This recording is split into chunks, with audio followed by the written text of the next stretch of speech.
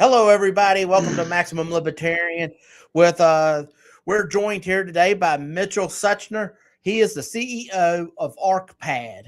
It is a innovative idea where you're building resorts and complexes out in the middle of the ocean, correct? And you're going to discuss that with us. So we're joined right now. Mitchell's getting set up. So. How are you doing today? You're over in the Philippines, correct? Yeah, I'm in the Philippines right now. Yeah, it is about 11:30 p.m. over here, but I'm usually up pretty late. All right. So can you tell us a bit about what your background and what inspired you to get involved with this floating structure, the technology with the floating structures? I mean, I think that I've always been, so I'm just trying to reposition myself here for the Wi-Fi signal. I've always been very libertarian leaning ever since I was very young. And so when around the time that we had the lockdowns, remember the COVID lockdowns, I was scrolling YouTube, I was watching through YouTube videos, and I came across this video series about these people that had built a floating house in the ocean near Thailand, and they got chased by the Thai Navy and the Coast Guard. They got chased by a gunboat and a helicopter, all this crazy stuff. Yeah, at the time I thought like, wow, that's a really cool story. And I watched the documentary, just be interested in it. And then I realized why they had built the floating house in the first place. And the reason is because, and it sounds crazy, but they were trying to start another country. They're trying to start a new country using something called a seastead, which is a floating house in international waters. So it turns out that this house that they built was 13 nautical miles off the shore, which is important because the territorial waters of a country only extend to 12 nautical miles. So if you go out 13 miles, you're in international waters, and then you can be basically under whatever laws you want, depending on the flag you fly. Now, they weren't flying a flag, so their argument was, well, we don't have a flag, so this is now a narco-capitalism. So we're going to do whatever we want up here. And then that's when the Thai Navy attacked. So if you look up the story, it's a really, really interesting story. But I took one look at that, and I said, this is fascinating. And from my libertarian mind, I really want to see more of this happening. But more important than that is this actually has potential. Like, we could really take this technology, this seasteading thing, and we could make it not just into a single floating house 13 miles out and getting attacked by a navy, but we could make it into like a real legitimate thing. And then in the same way that the 50 US states are supposed to be 50 different laboratories for different policies and regulations and tax codes and things like that. What if instead you had 10,000 different states, or 100,000 different states, or 100 million different states, and they all were trying different things? I think that's what seasteading can do. So it's really taking the libertarian angle that the U.S. was founded on and kind of cranking it up to 11 or 12. So that's how I got interested. Yeah, do you have any thoughts on that? Now, with the way that it's set up, from what it looks like, is each what do you call that? Like, what the structure is? Each structure like a house, or do you like, all right, we're gonna make a structure for a park, and then we'll have a structure for a business and things to that nature, so they can. So it's almost like you walk from point A to point B, or how's that work? If I can share my screen here, I'm gonna pull up my whole screen. Oh boy, doing this on live stream is tricky. So I have a bunch of concept art here that kind of can show off what this looks like, both on an individual basis and at scale. Can you see my screen right now? Yes, I pulled it up. Perfect, awesome. So here is 1, 2, 3, 4, 5, and then it's 2 wide. Here's 10 floating houses. So these are called ArkPad's. These are ArkPad units. Here's 10 single family homes, single bedroom unit on the bottom with a private deck on top. 10 of those right next to each other. We've got a small neighborhood. We could fit maybe 20 or 30 or 40 people into this small neighborhood. These floating structures that we build, called ArkPad's, they can be standalone, or they can join together with neighboring structures. They're built on these big, tall, hollow columns that you're seeing right here that are called spars. And these allow it to not only float, but they keep the center of mass at the bottom of the structure and the center of buoyancy at the top, which means that it can't flip over even in a storm. And not only that, not only is it safe to not flip in a storm in the same way that an oil rig is designed, but additionally, because the platform that you walk on, the platform itself, is raised above the water, when smaller waves do pass through, rather than feeling the whole platform rock from side to side, it only passes through these spars and doesn't move the whole platform. So an ordinary day in the ocean, you're going to feel like you're on land because the platform is stable. And then during a storm, it's not as stable, but it's safe. It's safer than being in a boat, for example, because it can't flip over. So these are built first with safety in mind, secondly, with economics in mind, and thirdly, with that ability to modularly expand from a single family home to an entire floating city. Now, I like to compare seasteads and yachts. A yacht is something that you buy it for $1 million, and it costs $1 million a year to keep it floating. One of these seasteads would set you back about $250,000, which is cheaper than a house in California, for example. Obviously, probably maybe cheaper than a house in Virginia. I'm not entirely sure. But the difference between this and a yacht is that these are incredibly low maintenance. So this is made of strictly non-corrosive materials. We're talking fiberglass, stainless steel, aluminum, things that do not rust. We estimate that it has a lifespan of about 93 years, assuming that you do little to no maintenance on it whatsoever. So it will outlive you and maybe your children. Okay. And is that solar panels? Is that how you make power? Yes, you can use the solar panels to produce your own electricity. You can also use it to run a desalination machine to produce your own freshwater or salt water. The spars also serve as tanks that hold the fresh water. So the fresh water being held at the bottom also helps it to not flip over in storms, but it also means you have a huge quantity of fresh water that you can easily store. So if your desalination engine breaks down, your water maker, then you have months and months and months of fresh water stored up, so there's no need for emergencies. And of course, if you have them in a big community, then you can always actually connect the pipes, they connect the containers together with pipes, and then you actually have a self-contained water grid. So we have a floating resort in the Philippines right now with 14 rooms. Now, it's not this type of seastead. It's a different type of seastead. I'll get to that later. But we already have a resort with its own solar grid, its own water grid, its own food production. It's got a restaurant. It's going to have a floating water park soon. We've got glass-bottom kayaks where you can paddle out over a reef and look at the corals beneath you and cool stuff like that. Yeah, ever since last year, we've been operating a floating resort in the ocean already. Now, what about sewer? Does it got assume some type of a sewer for sewer and things? What does that? Do you have to go inland and as if it was an RV? No. How would? Okay. So it depends. If you're going to put one of these in a coastal area, then it has a septic tank, and you can have that septic tank drained into a boat, and the boat can take your waste to a port where it can dispose of the waste. Now, that's the first option if you're coastal. The other option is if you're in the middle of the ocean, like 80 miles from the nearest land, then you're actually allowed to, depending on the flag you fly and depending on the political and legal situation, usually you can just dump waste. Now, you don't want to dump human waste every day. There's like a certain time of day and a certain hour that you want to do it so that it basically gets, is more likely to be eaten away by bacteria, and then you just don't go swimming at that certain time of day that you release the waste. And certainly floating communities would have to have kind of like common rules of, Monday at 11 p.m. is the standard time that we release our septic tanks or something like that. There have to be some kind of a common set of behaviors, but I'm sure you could work that out after the fact.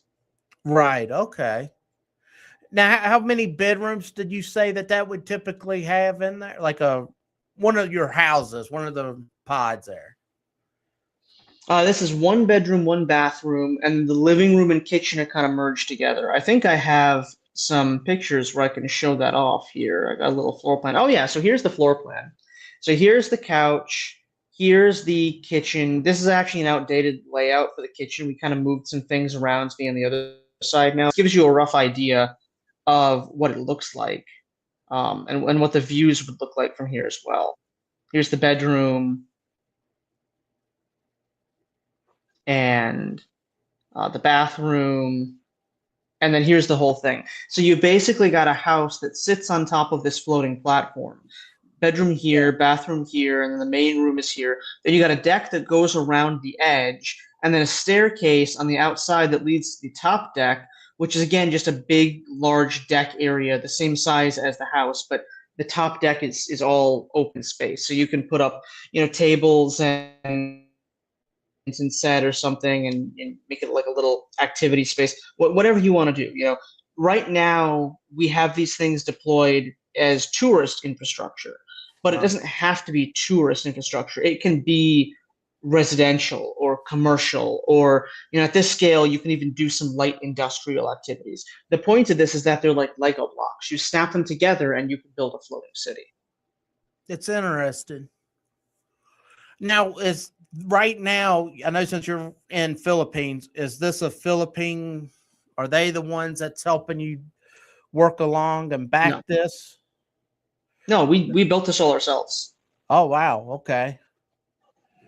I didn't, because I know you were talking about the flag you fly. I didn't know which flag you got. Since you're in the sea over there, I didn't know if it maybe was just easier to work with that government and so forth. And the Philippines is not usually a government that's considered to be easy to work with. That's actually true. But one thing the Philippines does have is a lot of islands, and they're very close to the equator. And it's important to be close to the equator because the further north you are, the heavier storms you can get. I understand that in places like Florida, you tend to get hurricanes and things like that. And those, of course, are very severe storms. But then in the North Sea, you also get very rough storms. But when you go far enough south and you reach the equator, there's actually no more storms. You get to something called the doldrums, where the winds are very stable and calm, and it doesn't get hurricanes, and it doesn't get North Sea type storms. And so the southern Philippines is actually close enough to the equator that it's basically in the doldrums. So it has stable temperature year round, and there's lots and lots of islands, and there's a lot of tourism coming into the country. So basically, it was just a really geographically useful place for us to build. Also, Filipinos are very hard workers, so that helps as well. How easy is it to put them together? Because if you have a massive community and a boat's coming through, I know it's not going to be long, but let's just say, and you need to open up so a cargo ship or something can pass through. Is it easy to unsnap, or is it a difficult thing to put them together? It's not difficult to put them together at all. So, I mean, keep in mind, we haven't actually put two of these units together yet. Okay. The units that we have in the water, do you see these things in the background, these smaller kind of A-frame designs that are also in the water? I'll get to these in a minute, but these are what the resort is made out of right now. We have 14 of these in the background. The big one you're looking at here, the one that actually goes in the ocean, because again, the question you asked me is, why did I get into seasteading? I got into seasteading so we can build cities in the ocean. These are the ones you'd actually put in the ocean. These ones in the background, this is going to be terrible for people that are listening because they're not going to be able to see anything. But the ones in the background, I'm going to describe it. It's like an A-frame, like a fiberglass shell with it's like a studio unit inside. So it's got a bed and like the bathroom is separated, but the bed and the kitchen and the sitting area, they're all the same room, basically. So it's just a smaller unit. They're all floating. All of this is floating in the ocean, but these things are meant to be more coastal because you can see they aren't raised up on spars.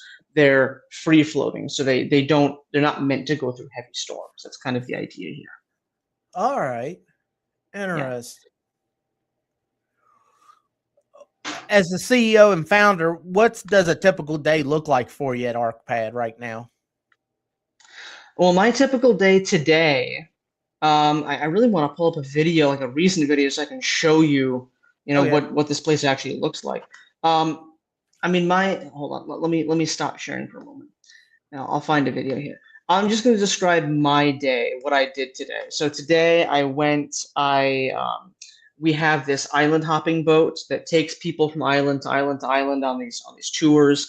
I went and I did some maintenance on the engine for that.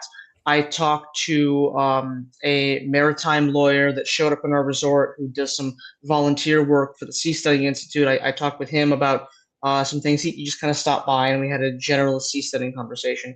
Then I went around the resort and I checked the plumbing system and just boring stuff. It's really not that interesting. Running a resort in the ocean, it sounds fun, but it's just maintenance. We're just doing basic maintenance. Here, yeah, maybe I can show you guys now. Let me present my screen one more time. Okay. For those who can see visuals, I can show you guys what it is that this place actually looks like. So here's a visual of the resort as it is right now. Can everybody see that? Yes. Here's food from our restaurant. We got these water bikes and inflatable jet skis and things like that. And here's somebody sitting out of their balcony and looking out over the sea. So, and this is all just marketing content that we're putting out. But the important thing to think about when you're looking at this is that this is not just a resort. This is not just a business model. I don't come on here to talk about like, hey, you should come and stay at a resort. And people should come and stay at a resort, right? But the reason I came on this podcast is because I want to talk about what is the intersection between seasteading and libertarianism. And the intersection, as I see it, is that to get to the highest level of libertarianism, I'm going to make a pun here, to get to maximum libertarianism, right?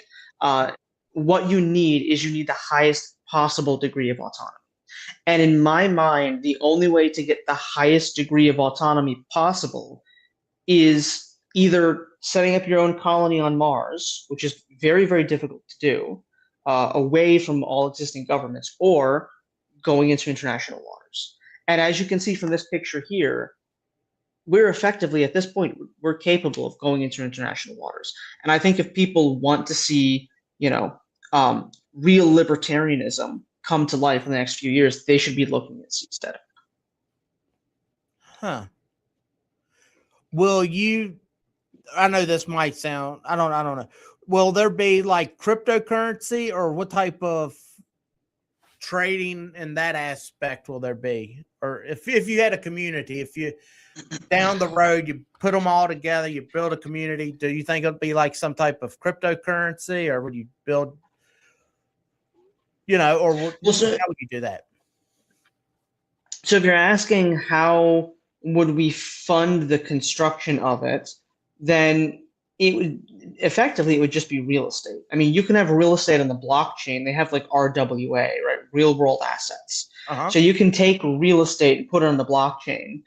We actually sell this real estate right now. If you go to our Facebook page and you message us through Facebook, you'll talk to our marketing staff and they can help you to buy ownership in this place. So you can buy, I think the minimum is like $400. You can buy like a portion of ownership in one of these floating houses. You can do that right now. And we accept crypto. So you can convert your crypto into physical real estate today. And I do endorse people doing that because you're supporting seasteading. You do that, which is a good thing. But when it comes to building a floating city, the two questions are, one, how do we fund it to begin with? And two, how does it make a profit and therefore grow on its own? And the answer to the second question is there's a lot of different business models that political jurisdictions that have better governance can attract and grow those business models. I think you know this, you're a libertarian, right? The most extreme example is, would you rather set up a business in South Korea or North Korea? Nobody's going to set up a business in North Korea. It's probably not even legal. It's banned, right? So would you rather set up a new business in California or Florida? Anybody in their right mind is going to choose Florida. So if you can build a floating city, to some degree, it ought to attract business just based on it having better taxes, better regulations, better everything, right? You're creating a new laboratory for freedom. That's one element of it. Another element of it is there are some direct economic advantages to being on the water. One of them is that you have better access to ocean farming. So seafood farms, fish farms, seaweed farms, crab farms, lobster farms, all kinds of stuff, right? Seafood is some of the highest profit margin stuff you can make.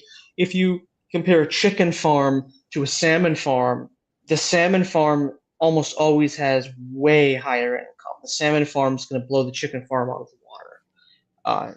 And pun not intended there. So seafood farming is probably in early on a good way to make money for a floating city. Like you're saying, maybe cryptocurrency, like becoming a crypto trading hub, is a good way for a city to make money.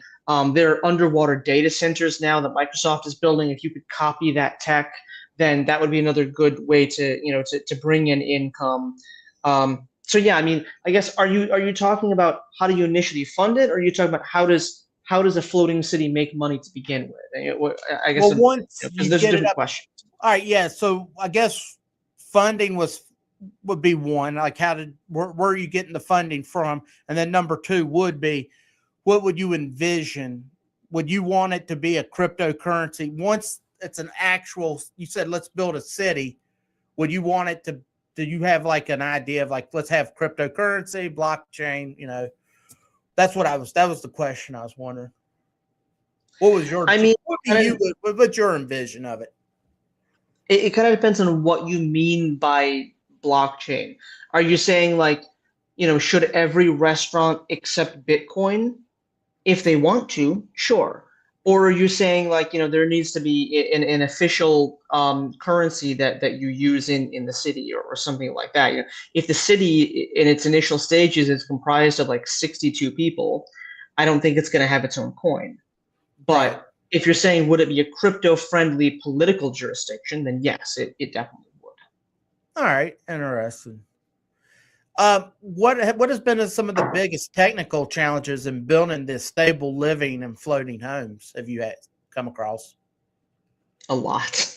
We've been doing this for 3 years now. We've built the first thing that we built was in a place called Boracay. Let me show you a picture of this. So the Reef Resort is the resort. ArkPad is the company. I'm going to pull up the company and show you guys for a second here.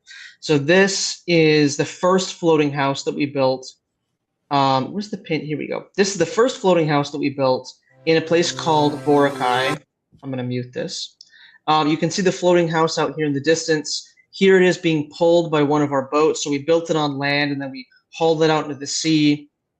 And then it's going to get taken and moored. So mooring is basically dropping a big concrete weight on the seafloor and then using a rope to fasten the floating house to the concrete weight. Now you can see the size of this. You can see how big this is. It was at least a year and a half of civil engineers, architects, naval architects, marine engineers, just lots and lots of different people who were heavily involved in every aspect of the design, construction, and launching of this thing. And the launching process alone took 6 months because you have to move it and then restructure and then move it and then restructure.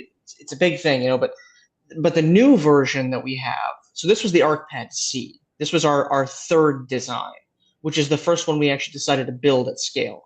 The new one is the Arkpad-D, which I can show some other pictures of later on.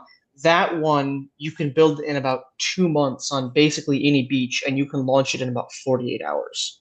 So the technology has advanced quite a bit. Wow. And how fast, when you move it, how fast is, and I know this might sound silly, can you move it at normal pace, or is it like have to go slow? Like, when they move the space shuttle, it has to go real slow because you don't want anything to be jockeyed with. Does that the same, or can you just pull it on out once it gets put together? It's pretty secure. This original version had to go very slow, about 1 knot. The new version that we have now, that we're about to launch into the water, actually later this week, we should be launching it. Knock on wood.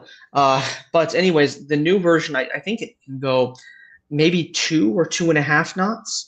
So that's roughly about 3 miles per hour, which doesn't sound very fast, but considering that this one could only go about 1 mile per hour, and now it can be towed at a speed of about 3 miles per hour, that is an improvement. But to answer your question, no, these don't really go very fast. These are Okay. primarily stationary floating objects. This like I said, this is real estate. This is not a boat. This is real estate. Right. No, I was just curious when you were moving it out there, if it was like, if it had to go. I remember watching them do a documentary about the space shuttle, and when it goes out to the launch pad, it had to go very slow to get prepped to set up because they didn't want to jockey, anything to shake loose or whatever the case might be. So with the you said there was solar panel. Have you ever looked at any other type of things for energy? Or are you able to, since you're in the middle of the ocean, would you be able to do something like nuclear or wind power and things of that nature? Or is solar panel the best one you've got right now? Imagine a floating colony of like 60 people who are outside of any government in international waters, and they build their own nuclear power plant. How do you think that's going to go?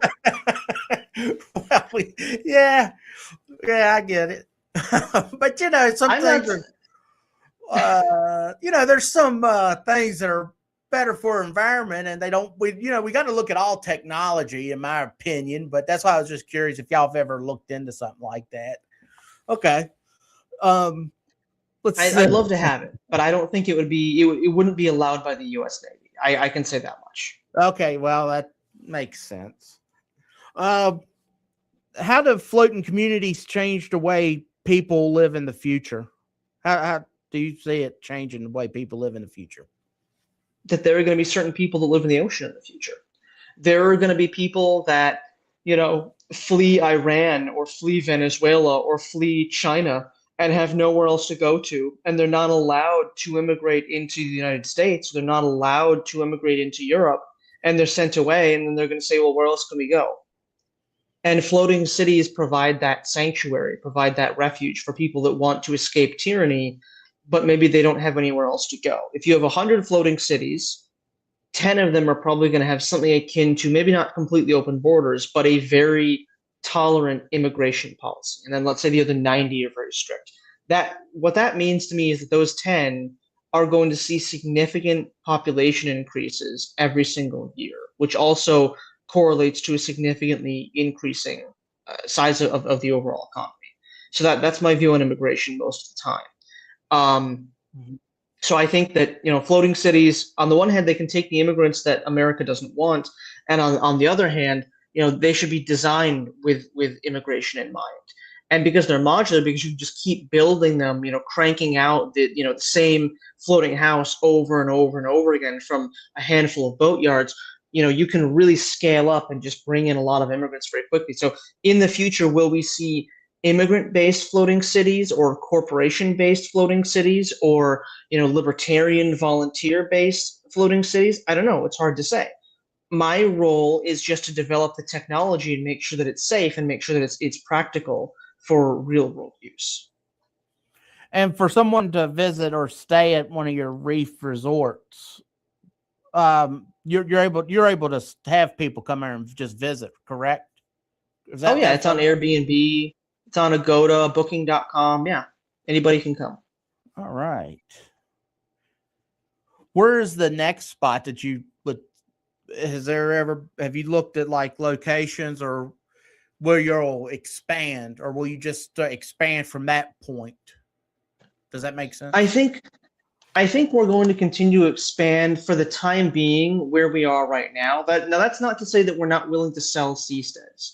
Okay, if anybody contacts us and says we want this particular floating house, that they want one of these, well, I would give them the upgraded version to start with, right? Because this thing's got like a 60-year lifespan. The new one's going to have about a 93-year lifespan, is again what we estimate. So we have an upgraded version of what you're seeing on the screen right now.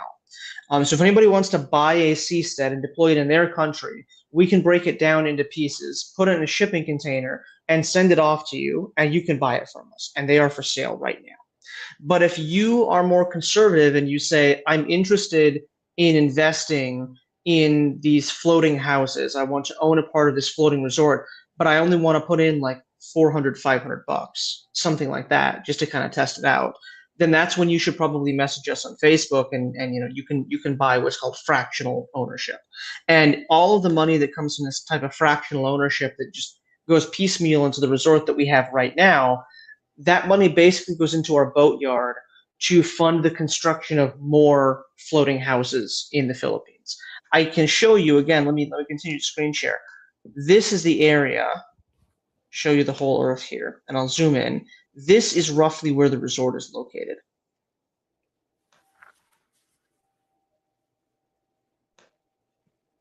I don't know how well people at home can see this on their screen, but do you see this area here near the Kittapong sandbar, where you see this kind of, so here's the island, right? There's a big island out in the Gulf here. And then there's kind of like a coral reef that stretches out into into the ocean, and it forms kind of like a little protected bay. Now this looks like land. This is not land.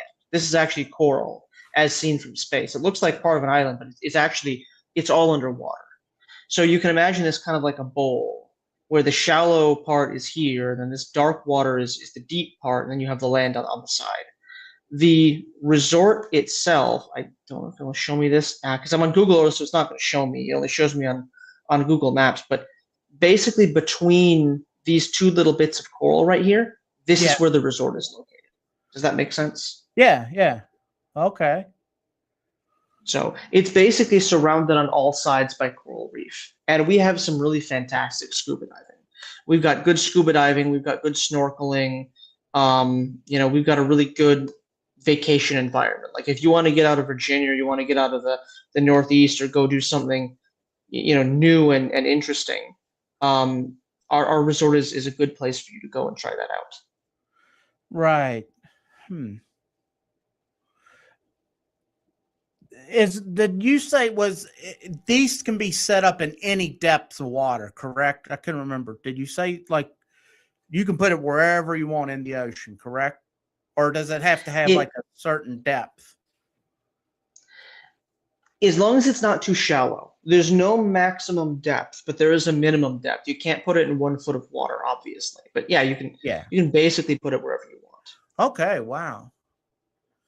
How many people have reached out to you? Have you been is this something very popular? Is this something that's growing popularity? Well, we've had over 1,000 guests.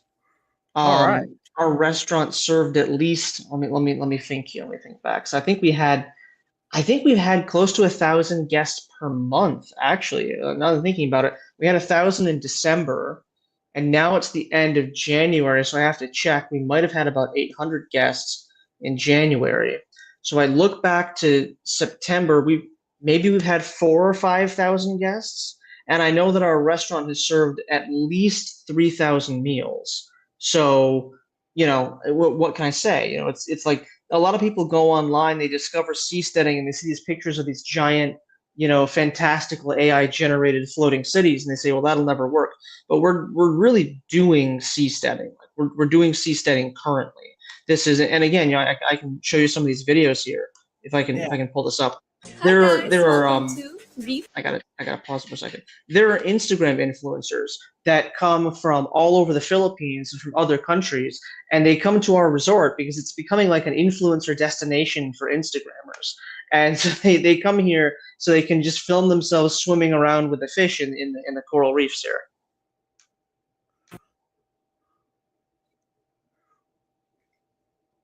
And again, this is coastal, right? This is all coastal. This is not the big ones that look like the oil rigs that go out in the deep water, but this is what the resort looks like. Those big ones on the spars, the oil rig looking thing, we're building those right now. And I'm hoping within 2 weeks, we should start moving those into the resort. So right now, all that you have are these smaller coastal units, but the big units are on the way. Okay. That looks really interesting. Now, since you were a kid, have you been interested in water and things of that nature, or was it just during the lockdown that was when you went, all right, you saw the video or whatever, and you said, that's where I'm going to go? Or have you been interested in this stuff? Yeah, I got my boating license when I was 16. I Okay. was learning how to water ski when I was like about 12 or 13. So I've been on the water. I mean, mostly I grew up in Michigan, right? So I was always out on the lakes. I never even saw the ocean until I was maybe 17 for the first time. And then I moved to the Philippines when I was about 24, 25. And now I'm 29. So I've been here for a while. But yeah, I mean, I was always on the water, but I'm definitely new to the whole ocean thing. Wow, that is interesting.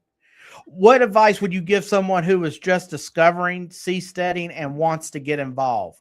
I know you've discussed some of it. Can you just rehash it? Because that was a question that came up, was sent to me.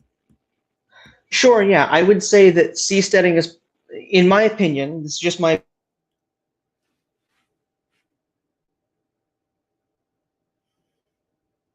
You froze up a little bit if you can hear me.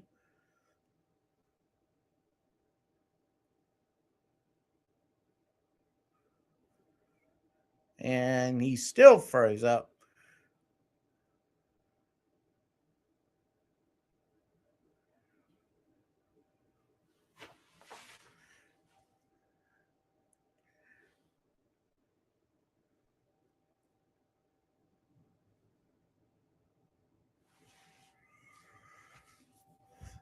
Well, we'll give Mitchell a few minutes as he hopefully gets his signal back together.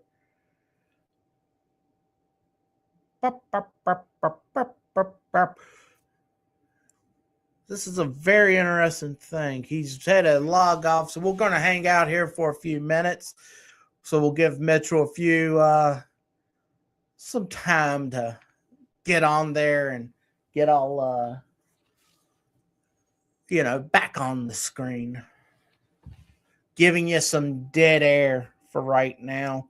But if you're watching it live, you get dead air. But if you go to Maximum Libertarian on Rumble or on here he comes back in.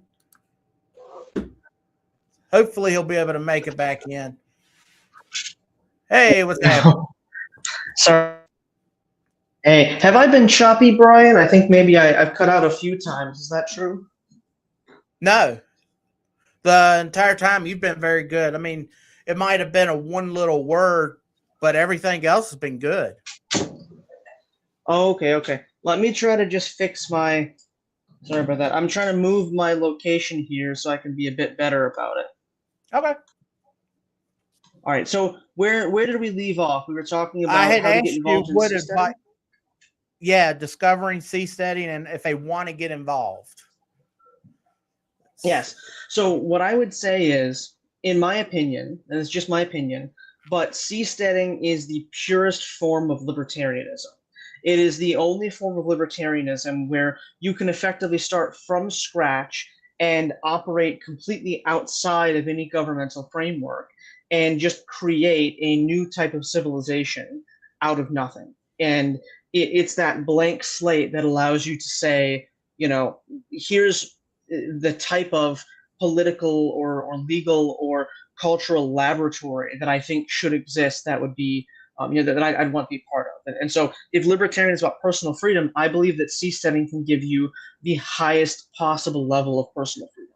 So if you want to support seasteading, you believe in the seasteading movement and the seasteading project, and you want to get involved in that, then you should get involved. You should support the development of this technology. You should come and stay and vacation in a seastead for ideological reasons, and you may find that you like it. Or you should invest and you should buy some ownership in our floating resort by messaging us on Facebook. Or if you have enough money, you should just outright buy a seastead for yourself and get a big boat or get pull into the water or get a bulldozer and push it into the water.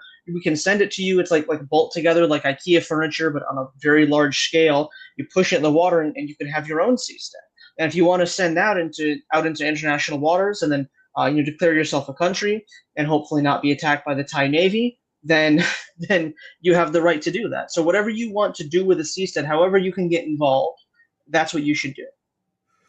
Okay. And Are there opportunities for people to collaborate with ArkPad, like invest in visiting, and well, obviously there is visiting and working on projects? Do y'all hire, or do you just go to arkpad.co? Go to our Facebook page. If I could give you our Facebook page, I know a lot of people don't use Facebook and people aren't a big fan of it. In the Philippines, a lot of commerce is done through Facebook. It's a standard Filipino thing. So if I could give you a link to our Facebook page after this interview, if you could put that out there and help direct people on how they can contact us, that would be very helpful. Yeah, I can do that. Just to let you know, the camera, I don't know if you can see it, but I can see the light in the top of your head. I didn't know. Oh, sorry. Yeah, yeah. If you wanted to be, some people like to have their face on camera and some people don't. But all right. What other technologies like AI or self-driving boats is ArkPad exploring or planning? That's a good question. Now, I can't talk a lot about our self-driving boat projects. So unfortunately, there's kind of like an NDA in place for that. Okay. But we are working with several research corporations that are looking at using those for various different things. I'm sure you're aware that we're nearby to China, and there are concerns about the whole China-Taiwan situation, so I can't really talk much about that. But there are other technologies we're looking at. We're looking at one is the extraction of lithium from salt water. So this is a really fascinating subject. Most of the world's lithium is actually not in the ground. Most of the commercially available lithium comes from just a small area in South America where there are really massive lithium mines. But those mines contain only a small portion of the world's lithium. Most of it is dissolved in the ocean. So if you, and here, I'll just pop around here to play some other videos. I do have a recent video that I'd like to show that I'll just put in the background here, which is the Arkpad. Oh yeah, here we go. Why don't I put this on full screen? So I'll have this play in the background. Behind me, you can see that this is the new one, the upgraded version I was talking about before. So anyways, I was talking about lithium. So lithium is present in the ocean in very large quantities, much larger than they are in the Earth's crust. And we're currently developing a technology that will allow us to extract lithium directly out of salt water into a battery grade form, which effectively what that's going to do is it's going to result in another industry, the production primarily of batteries or just mass quantities of battery grade lithium that can be used in these future floating cities. So again, we're not just worried about developing the technology to build floating cities. We also want to develop the early industries that will prop up the economies of these floating cities. So that's one side project I can talk about. Okay. Where do you hope ArkPad and seasteading will be in the next 5 to 10 years? I hope we'll be building a floating city. That's certainly my hope, is that we'll find people to partner with on a large scale production of a floating city to the tune of $20-30 million. If not, then we'll continue to grow at a reasonable but exponential rate. And the seasteads that we have will make more money through tourism, more money through fish farming, through doing the things that they're already doing. And it will get enough investment that our resort basically should grow to a point where it can effectively start funding not just more coastal seasteads to put up on Airbnb, but something that becomes like a sea colony, like an early sea colony for a few dozen people. If we can plant the seeds of a floating city, at the very least, if we can't build one outright, if we can just plant the seeds, that's good enough, because 100 years from now, that place could be as big as Singapore or as big as New York. We don't know. It's about planting that initial seed that allows a city to grow. Right. How many people are on your team designing this? The design team is a lot smaller today because most of the designs at this point are done. The technology is mature enough to be mass produced. 2.5 years ago, I would say our design team was like 5 or 6, maybe 7 people, mostly engineers. Certainly naval architects were heavily involved. We've had 3 different naval architects that have been involved. Yeah, so probably if you count everyone, both the civil engineering side and the naval side, we probably had at least 10 or 11 different people that were involved in the design of our seasteads. But today it's more like 2 engineers are still sticking around as we're doing the construction. Certainly once we've built multiple prototype units, we won't really need design anymore. Then it's about pivoting to what I'm talking about, this mass production mode. Right. If someone is completely new to this idea, what's the one thing you want them to take away from the work at ArkPad? I might need more context on that question. Yeah, what do you mean? Like, do I want them to take away like how to get to our resort, or like from a libertarian perspective, or what do you mean exactly? Yeah, like what would be the libertarian? Like, if you give me more of a, can you build to like if you could only one shot to tell them something, if they took it away, is there one thing that you'd like them to always think about? Like, this is breaking away from freedom, or breaking away from freedom, getting your freedom back, breaking away from being controlled, things of that nature. Is there like one tagline you could set up for it, I guess? I would say that seasteading is the ultimate form of freedom. And if you value freedom, then you should support seasteading. That's very interesting. This is a very interesting topic, and I think you're going to have a lot of good stuff come your way. Do you have other that besides the seasteading?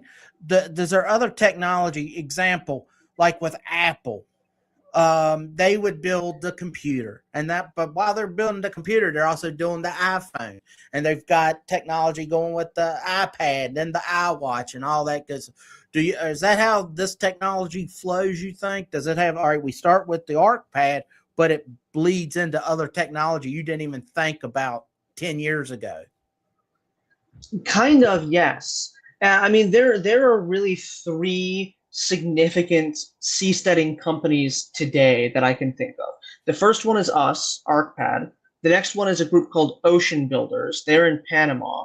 And the last one, if you look them up, is called Libertarks. And Libertarks is a company, I know the guy that runs it, they basically build like a solar-powered yacht that can go out in the ocean for years without needing to make port again. And that actually is more of a yacht type thing. So it's maybe not a true blue seastead, but what I'm saying is there are different types of seasteads for different environments. Even our company produces 2 different types of seasteads, as you've seen while I've been screen sharing here, that we have the kind of small A-frame coastal version, and then we have this big oil rig looking thing. So right there's your iPad and your iPhone. You got different sizes of tech, but they kind of serve the same purpose of being floating real estate. So will there be other sizes? Will there be other shapes and dimensions in the future? Yes, I think that there will be, but I think that they'll fit into relatively neat categories in the same way that you can have an Android or an iPhone, but it's still a phone, or you can have like a Kindle or a tablet or a whatever those other things are called, but it's still a tablet, right? Then you have like a laptop, and then there's 15 different companies that make laptops, but they're all laptops. They're all about the same size. There are many different seasteads that exist actually even right now that people are just not aware of this technology. And there will probably be more in the future, but they do fit into certain categories. And I think that what you'll find is that those common categories are the ones with spars and the ones without spars. And the ones with spars, like you're seeing here now, where I'm standing on top and I'm like, almost 18 feet in the air, the ones with spars are good at rolling through storms. So if you want to build a city that's going to last through a hurricane, you want this type. You want the ones with the big, heavy columns on them. Right. Okay. Well, thank you so much for coming on and explaining ArkPad and talking about it. Like I said, I think you got a really cool thing going on here, and I think you got a lot of things that'll come around in the future. It's gonna be pretty big, I see. So thank you once again for coming on and talking about this stuff. And if you send me that link, I will gladly put it up on and send it out so that people can get in contact if they have any questions or would like to provide you with any ideas that they may have. Yes, All please. right. Anybody that wants to message us, whether you're gonna, email, Facebook, WhatsApp, whatever, I'll send it all over to you, Brian. And thank you again for your Yeah. time. Thank you for letting me speak with you today. Oh, absolutely. And I will talk to you later. Have a good day. You as well. Take care.